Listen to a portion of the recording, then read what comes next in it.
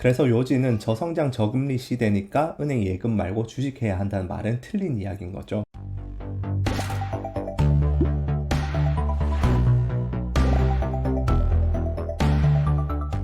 안녕하세요, 올가 아재입니다. 자, 그래서 오늘은 다시 기본편 강의의 두 번째 시리즈, 다양한 금융상품들에 대해 알아보고 있습니다. 금융상품을 이 시리즈에선 크게 12가지로 나눴고요. 이제 몇 편 남지 않았어요. 주식이랑 채권만 하면 됩니다. 그래서 오늘 11편에서는 채권에 대해 알아보겠습니다. 부제는 연 50% 수익률을 내는 채권도 있다. 그래서 오늘 목차는 채권이 무엇인지, 특징과 장점, 채권 대 주식의 수익률 비교, 그 다음 신용등급별 채권의 특성, 채권 이자율과 시중금리의 결정 요인, 저성장 저금리 시대의 채권, 가상금리 스프레드, 채권 매수 타이밍, 그리고 채권 투자의 리스크, 이렇게 한번 알아보도록 하겠습니다. 먼저 기본적인 것부터 시작을 하죠. 채권이란 무엇인지. 채권은 말 그대로 이자를 주는 증권이에요. 발행 주체에 따라 국채, 회사채, 지방채 등으로 나뉩니다. 어떤 회사에 관해 투자하는 방법은 크게 두 가지가 있어요. 아시다시피 주식에 투자하시면 그 회사의 주주, 즉 소유자 중에 한 명이 되는 것이고, 채권에 투자하시면 그 회사에게 돈을 빌려주는 채권자가 되는 것이죠. 채권 종류는 다양하게 있는데 그냥 일반적으로 두 가지만 아시면 됩니다. 제로 쿠폰 본드라고 이자 지급 없이 액면가보다 이자만큼 할인해서 판매한 다음에 만기 때 액면가를 주는 것이죠. 예를 들어 이자가 5%라고 하면 액면가 $100짜리 채권을 대충 한 $95 정도에 팔아서 만기 때 $100를 돌려주게 됩니다. 중간에 따로 이자를 주는 것 없이. 그 외에 대다수의 채권들은 쿠폰이라고 불리는 이자를 일반적으로 6개월이나 1년에 한 번 지급하게 됩니다. 조금 더 세부적으로 들어가면 고정금리인지 변동금리인지 인플레 연동되었는지 담보가 있는지 각종 옵션들이 포함되어 있는지 그렇게 다양한 채권들이 존재합니다. 그래서 채권에 투자해서 얻는 수익은 크게 이자 수익과 자본 수익으로 나눌 수 있습니다. 보시면 예금 같은 경우에는 이자 수익밖에 없고 채권의 경우에는 이자 수익에다가 채권 가격의 변동에서 오는 자본 손익도 있어요. 반면 주식 투자의 경우에는 이자 수익과 비슷한 것으로는 배당 수익이 있고 주식 가격의 변화에서 오는 자본 손익이 있죠. 이 자본 손익의 경우에는 마이너스가 될 수도 플러스가 될 수도 있습니다. 그래서 채권은 리스크나 수익률 면에서 은행 예금과 주식의 중간 정도에 위치한 자산이라고 보시면 됩니다. 아까 전에 채권이나 주식이나 자본 손익이 있었는데 주식에서는 주가가 떨어지면 손해를 보지만 채권에서는 채권 가격이 떨어져서 손해 상태에 있더라도 만기까지 들고 있으면 어차피 회사가 액면가는 돌려주게 됩니다. $100를 주고 채권을 샀었는데 만기 되기 전에 이자율이 올라서 채권 가격이 $95 내려갔다 하더라도 만기까지 버티면 액면가 $100를 돌려받을 수 있는 거죠. 물론 이미 발행되었다가 가격이 액면가보다 올라가 있는 채권을 샀는데 채권 가격이 거기서 더 떨어질 경우에는 손실이 있겠죠. 어찌되었든 액면가가 어느 정도의 바닥을 형성해 준다고 보시면 되겠습니다. 하지만 당연히 부도나 파산이 있을 때는 액면가를 못 챙기겠죠. 그런데 이런 경우에도 채권 투자자는 주식 투자자보다 상환에 있어서 우선순위를 가지기 때문에 파산한 회사가 본인의 자산들을 처리하면서 나오는 돈을 우선적으로 돌려받을 수 있습니다. 그래서 여러모로 현금 흐름이 주식보다 훨씬 일정하고 경기 침체기에 좋은 자산이라 할 수 있어요. 그런데 이 이야기는 좀 채권을 지나치게 일반화한 이야기긴 해요. 이런 이야기를 하면 채권은 그냥 주식보다 수익률은 더 낮은 대신 더 안전한 좀 재미없는 상품이다. 이렇게 생각하실 수도 있는데 꼭 그렇진 않습니다. 지금은 채권들을 그냥 묶어서 전반적으로 이야기한 거고요. 사실은 채권이라는 상품 내에서 숱하게 다른 종류의 채권들이 존재해요.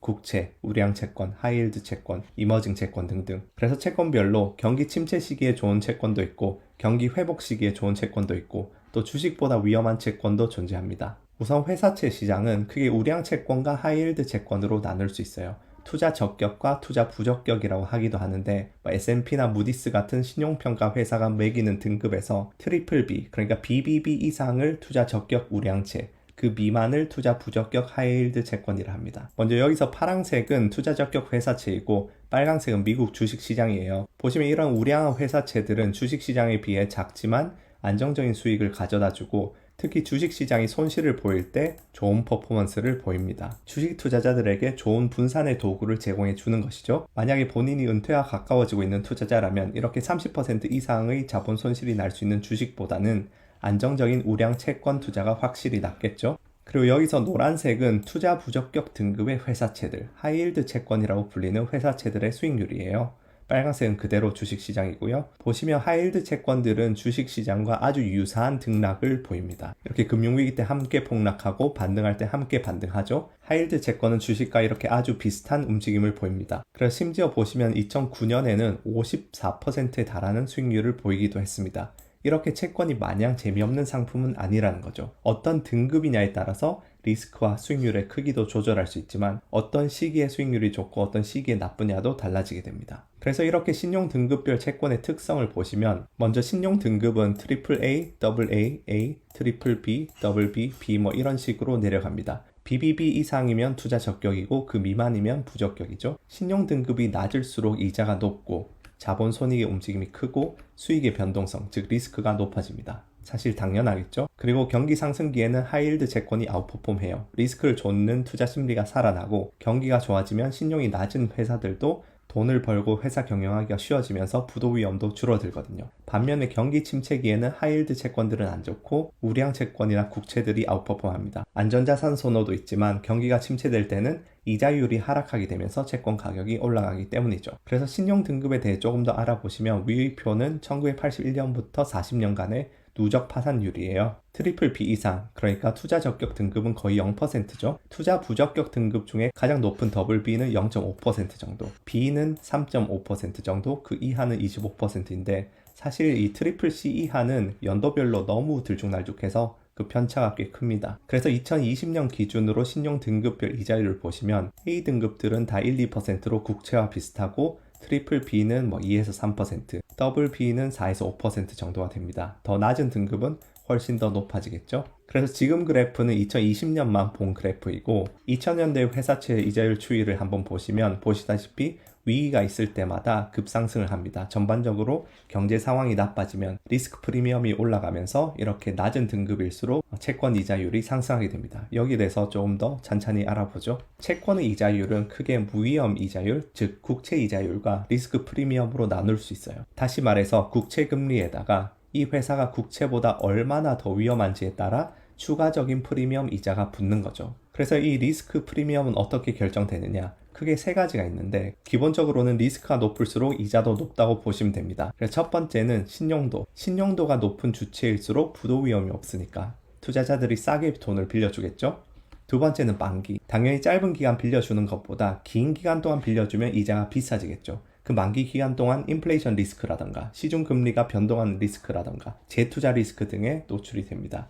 이 리스크들에 대해서는 조금 이따 다시 다룰 거고요. 세 번째는 경제 상황. 아까 그래프에서 보셨다시피 전반적으로 경기가 안 좋고 회사들의 부도 위험이 높아질수록 이 리스크 프리미엄이 올라갑니다. 결국 이자율이란 건 돈의 수요 공급에 따라 결정되는데 돈을 빌려주는 측에서도 경기가 나쁘면 몸을 사리면서 안 빌려주게 되겠죠. 그래서 회사들은 더 높은 이자를 내야 채권을 팔 수 있게 됩니다. 방금 이야기한 채권 이자율은 해당 채권이 투자자들에게 제공하는 이자율 이야기였고요. 이제 채권이 발행되고 나서 매매되면서 채권 시장에서 채권 가격이 오르고 내리는데 가장 크게 영향을 미치는 변수는 시중금리예요. 기본적으로는 금리가 오르면 채권 가격이 하락하고 금리가 내리면 채권 가격이 오릅니다. 거꾸로 움직인다고 생각하시면 돼요. 예시를 보시면 이해하시기가 편한데 예를 들어서 애플이 4%의 이자를 주는 채권을 발행했다고 가정을 해봅시다. 매년 4달러를 주는 거죠. 그 이후에 시중금리가 1% 상승했어요. 그러면 이제는 애플이 새로 발행하는 채권은 5% 이자를 줘야겠죠? 그런데 기존에 발행해서 채권 시장에서 거래되고 있는 액면가 100달러짜리 4% 이자 채권은 어떻게 될까요? 새로 발행되는 채권들은 5% 이자를 주니까 이전에 발행되었던 4% 이자 채권은 살 사람이 없겠죠. 제가 이 4% 이자 채권을 들고 있는데 팔고 싶어도 100달러에 사주는 사람은 없을 거예요. 그런데 80달러에 팔겠다고 하면 어떨까요? 이 채권이 채권 시장에서 얼마에 팔리든 간에 매년 주는 이자는 4달러로 고정이 되어 있어요. 그러면 80달러의 이 채권을 사는 투자자는 80달러를 투자해서 매년 4달러 이자를 받으니까 5% 이자를 받게 되는 거와 같죠. 그러면 요즘 발행되는 액면가 100달러에 매년 5달러 이자를 주는 채권과 매력도가 비슷해지게 됩니다. 이런 기제 때문에 시중금리가 오르면 기존 채권들의 가격은 하락하고 금리가 내리면 그 반대로 상승하게 돼요. 아니 그런데 시중금리가 1% 상승했다고 100달러짜리 채권이 $80로 폭락하면 너무한 거 아니냐 생각하실 수도 있을 거예요. 근데 앞에서 말씀드린 예는 사실 계산이 잘못되어 있어요. 받는 이자만 생각한 거고 만기 때 회사가 상환하는 $100는 고려를 하지 않은 거죠. 만약에 만기가 있는 채권으로 생각해보면 어떨까요? 지금 그 4% 이자 채권이 1년의 만기가 남아있다고 생각을 해봅시다. 그런데 금리가 1% 올라요. 그러면 새로 발행되는 1년짜리 만기 5% 이자 채권에 투자하면 1년 후에 $105를 받겠죠. 기존에 발행되어 있는 그 4% 이자 채권을 사면 만기 때 $104를 받겠죠. 즉 이 기존의 채권을 $99에 살 수 있으면 새로 발행되는 1년 만기 5% 이자 채권과 비슷한 수익을 올립니다. 그럼 이제 2년 만기 채권을 생각해 봅시다. 지금 편의를 위해서 뭐 복리나 재투자 효과는 다 무시하고 단순하게 계산을 할게요. 계산이 좀 부정확하더라도 새로 발행되는 2년짜리 5% 이자 채권은 이자를 2번 받으니까 만기까지 약 $110를 돌려받습니다. 반면에 기존의 4% 이자 채권이 2년 만기가 남았을 때 이 채권을 사면 만기까지 약 $108를 돌려받아요. 그러면 이 채권은 약 $98에 팔려야 비슷하겠죠? 대충 패턴이 보이시나요? 만기가 1년인 채권은 이자율이 1% 상승했을 때 마이너스 1% 정도 하락하고 만기가 2년인 채권은 금리가 1% 상승했을 때 채권 가격이 마이너스 2% 하락합니다. 물론 이건 정확한 계산은 아니에요. 막 컨벡시티 같은 개념들도 있기 때문에 정확한 계산은 아닌데 여기서 그냥 전달하고자 하는 요지는 만기가 긴 채권일수록 동일한 금리 변화에 따른 채권 가격 변화가 크다는 거예요. 이걸 듀레이션이라 합니다. 신문에서 긴 듀레이션을 가진 채권이라 하면 그냥 만기가 길다 생각하시면 돼요. 비슷한 맥락에서 요즘은 뭐 긴 듀레이션을 가진 성장주라고 신문 기사에서 나오기도 하는데 채권 용어를 빌려서 이자율 상승에 영향을 많이 받는 테슬라 같은 주식들을 지칭하는 거죠. 어쨌든 이 듀레이션은 엄밀히 말하면 뭐 맥컬레이 듀레이션이랑 모디파이 듀레이션이라는 개념도 나눠지고 뭐 컨벡시티라는 개념도 있고 그렇게 좀 더 복잡하게 들어가는데 일반 투자자 입장에서 뭐 거기까지 아실 필요는 없을 것 같아서 그냥 듀레이션은 금리에 대한 채권 가격의 민감도다. 그래서 만기가 길수록 듀레이션이 크고 만기가 길수록 금리가 1% 상승하면은 채권 가격이 많이 변동한다. 그렇게 생각하시면 되겠습니다. 시중 금리에 미친 요인들은 나중에 경제 시리즈에서 좀 더 자세히 다루겠지만 여기서 간략히 요약하고 넘어가면은 중앙은행이 정하는 기준금리, 인플레이션 및 인플레이션 기대 심리, 그리고 돈에 대한 수요와 공급에 영향을 받습니다. 여기까지가 채권에 대한 아주 기본적인 설명이었고요. 실제 채권 투자에 대해 이야기를 좀 해볼게요. 흔히들 요새 뭐 저성장 저금리 시대라 채권은 필요 없다고 하기도 하죠. 저도 작년에 채권 사야 되냐는 분에게 지금 살 필요 없다고 말씀드렸던 기억이 나는데 저금리 시기와 제로금리 시기는 좀 달라요. 요즘 채권을 포트폴리오에 담을 이유가 없었던 이유는 제로금리 시기이기 때문에 더 이상 내려갈 바닥이 없기 때문이죠. 다시 말해서 저성장 저금리 시대의 금리 사이클 안에서도 지금 아주 바닥에 있는 안 좋은 시기인 것이죠. 하지만 저성장 저금리 시대 안에서도 사이클에 따라서 채권 투자가 더 좋은 시기가 있고 채권 투자를 해야 할 필요성은 있어요. 더 이상 7% 8% 이자율을 보는 일이 없고 연준이 금리 인상 해봤자 최대 3% 정도인 시기라도 앞으로 경기 침체와 이자율 하락이 예상되면 채권의 매력이 높아집니다. 그에 반해서 저성장 저금리 시대의 주식은 어떨까요? 요즘 우리나라 경제 방송에서 종종 이런 이야기를 많이 들어요. 저성장 저금리 시대인데 월급으로 어떻게 부자 되냐? 은행 예금 이자가 1, 2%밖에 안 되기 때문에 그럴수록 더더욱 주식을 할 수밖에 없다. 그리고 그런 이야기가 한창 나오던 작년에 전 세계 주식시장이 많이 상승하면서 많은 사람들이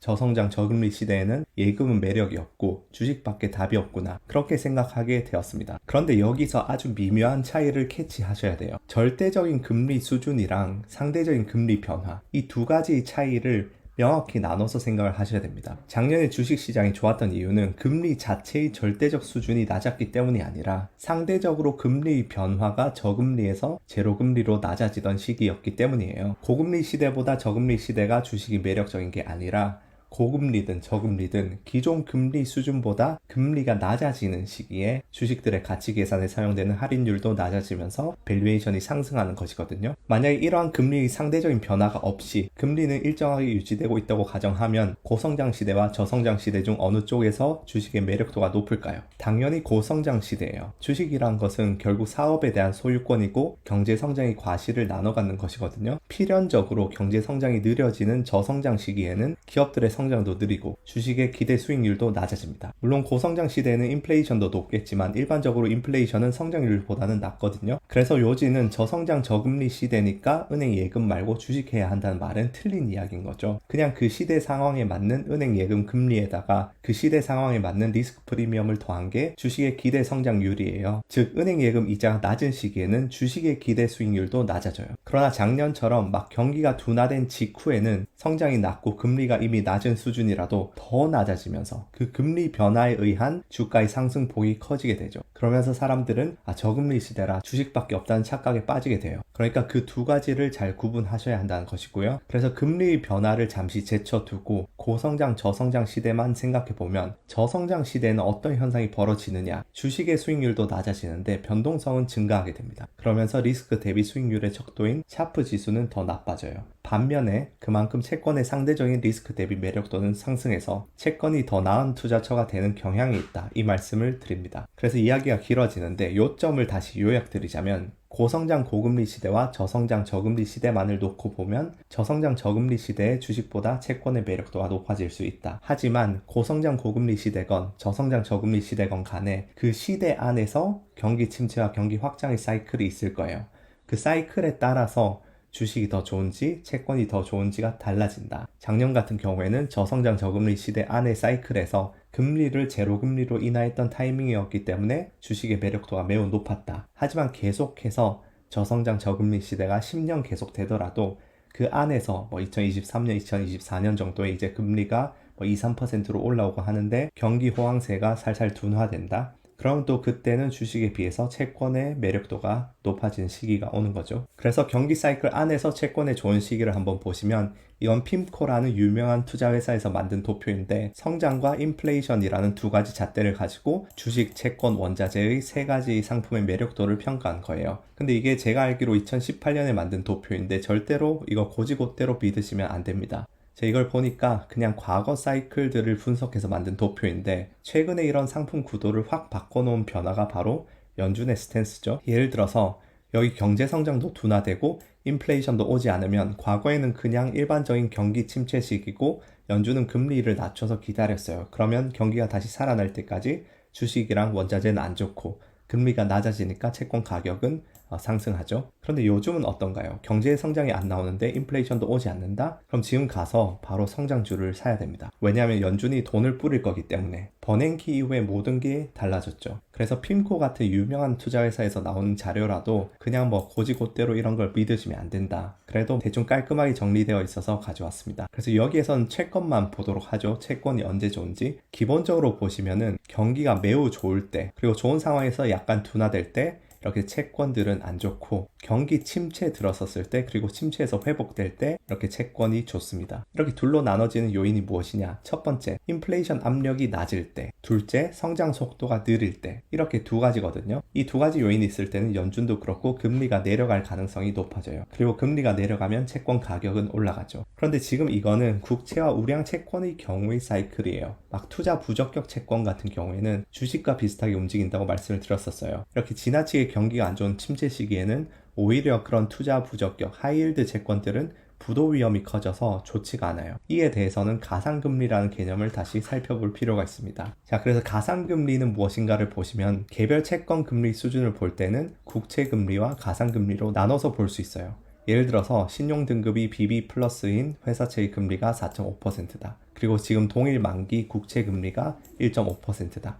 그럼 가상금리는 3%인 거죠. 국채, 특히 미국 국채의 경우 전혀 부도나 파산의 위험이 없잖아요. 그래서 국채금리인 1.5%를 무위험 금리라고 하고요. 회사채의 경우에는 신용등급별로 위험이 다 다르죠. 그래서 그 위험만큼 국채금리에서 금리가 추가됩니다. 신용등급이 나쁘면 나쁠수록 채권 투자자들이 더 높은 금리를 요구하겠죠. 즉 가상금리가 높아집니다. 그래서 가상금리는 시장 위험의 척도라고도 해요. 경제 전반의 변동성과 위험이 커질수록 전체적인 가상금리 수준도 올라갑니다. 그래서 지금 빨간색은 나스닥이고 파란색은 하이힐드 채권, 즉 투자 부적격 채권들의 가상금리예요. 그 가상금리를 스프레드라고도 합니다. 지금 보시면 회색으로 표시된 파트가 닷컴 버블, 금융위기, 그리고 여기 코로나인데 보시면 가상금리가 이렇게 쭉 상승하죠. 회사들의 부도 파산 위험이 커질수록 국채금리에 비해 회사채 금리들이 높아집니다. 그래서 그 둘의 차이인 가상금리, 즉 스프레드가 벌어지는 거죠. 그게 가상금리인데 주식 투자자도 채권을 알아야 하는 이유가 여기서 나와요. 이런 채권 스프레드를 모니터링하고 있으면 주식시장에서의 위험도 좀 미리 감지할 수가 있습니다. 그런데 지금 보시면은 금융위기 같은 경우에는 주가가 폭락하기 몇 달 전부터 가상금리가 치솟고 있어서 충분히 선행 시그널을 보내줬고 또 주가 폭락할 때 엄청나게 높이 치솟았죠. 그런데 이번 코로나 사태 때는 그렇게 선행하지도 않았고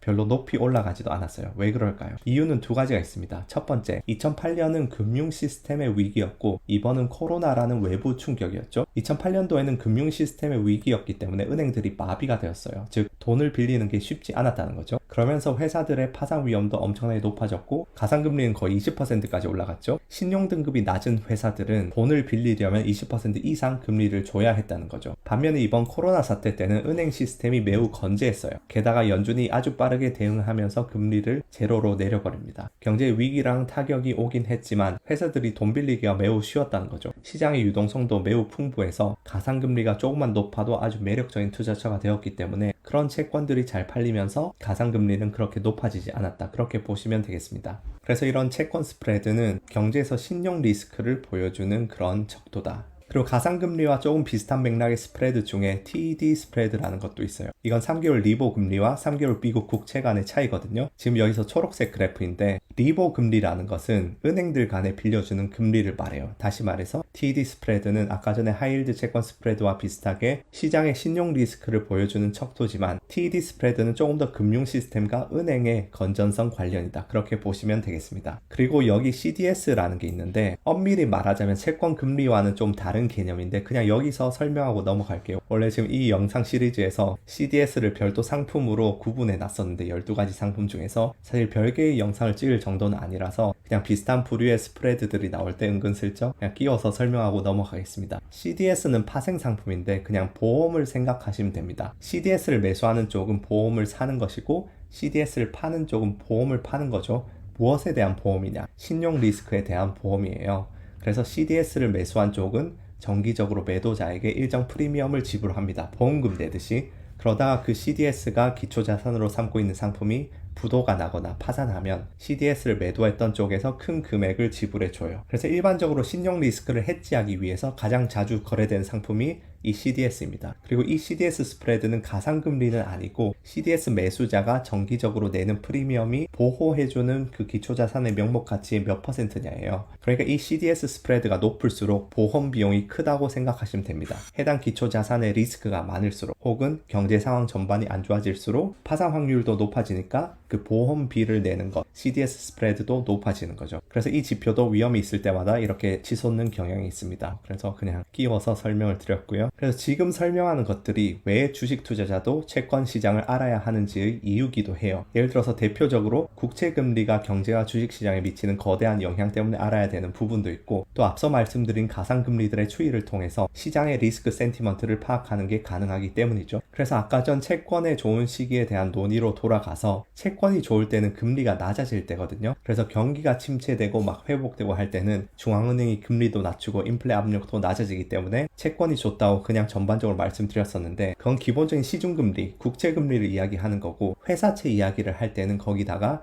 가상금리가 추가되잖아요. 이 가상금리는 반대로 경기 호황일 때 낮아지고 경기가 침체되고 불경기일 때는 부도 위험이 올라가면서 높아져요. 그래서 시중금리랑 반대로 움직입니다. 그래서 채권금리 중에서 가상금리 비율이 낮은 국채나 우량채의 경우에는 경기 침체, 회복기에 좋고 가상금리 비율이 높은 하이힐드 채권들은 경기 호황기에 좋다. 그렇게 생각하시면 되겠습니다. 여기에 한 가지 개념을 더 추가하자면 아까 말씀드린 듀레이션이 있어요. 듀레이션은 초반에 말씀드렸듯이 채권 가격이 이자율 변화에 얼마나 민감한지를 이야기해주는 척도인데 듀레이션이 길수록 그러니까 만기가 클수록 금리 변동에 따른 채권 가격 변화가 크잖아요. 그래서 금리 하락이 기대될 때는 듀레이션이 높은 채권에 금리 상승이 기대될 때는 오히려 듀레이션이 짧은 채권에 투자해야 되겠죠. 그래야 금리 하락 시 채권 가격 상승에 대한 이익을 극대화하고 금리 상승 시에는 듀레이션이 짧은 채권에 투자함으로써 손실을 최소화할 수가 있습니다.